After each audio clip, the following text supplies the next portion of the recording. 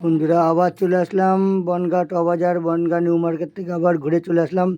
তা আজকে কী কী বাজার করলাম বন্ধুরা সেটা আপনাদেরকে শেয়ার করব।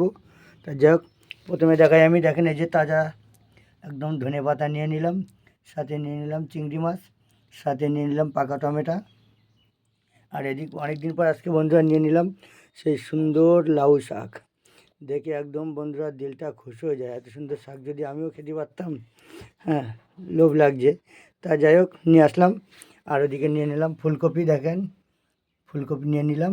এদিকে নিয়ে নিলাম সেই কাতলা মাছ, যে ভিডিওটা করলাম আজকে, মাত্র 600 টাকা কিলো কাতলা মাছ।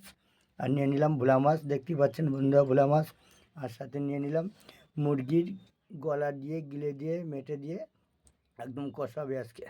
যাই হোক, তার সাথে নিয়ে নিলাম এই যে কাঁচা লঙ্কা আছে ঘরে, টমেটো, ধনেপাতা, কাঁচা লঙ্কা দিয়ে এই মুরগির গলা গিলে মেটে কষা হবে।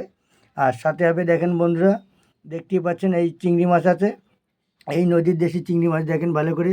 এই চিংড়ি মাছ দিয়ে আর এই লাউ শাক দিয়ে আর বড়ি দিয়ে বন্ধুরা আজকে রান্না হবে, জমিয়ে খাওয়া দাওয়া হবে। সাথে আছে ফুলকপি, এই ফুলকপি দিয়ে আর এই কাতলা মাছ দিয়ে, ওই যে ফুলকপি দেখাচ্ছি আর এই যে কাতলা মাছ দেখাচ্ছি, এই ফুলকপি আর কাতলা মাছ দিয়ে একদম সুন্দর করে ঝোল হবে।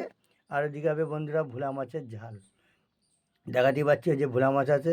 সাথে আবার নিয়ে নিলাম কাঁচা লঙ্কাটা দেখাচ্ছি না, টমেটো ধনেপাতা দিয়ে ভোলা মাছের ঝাল হবে।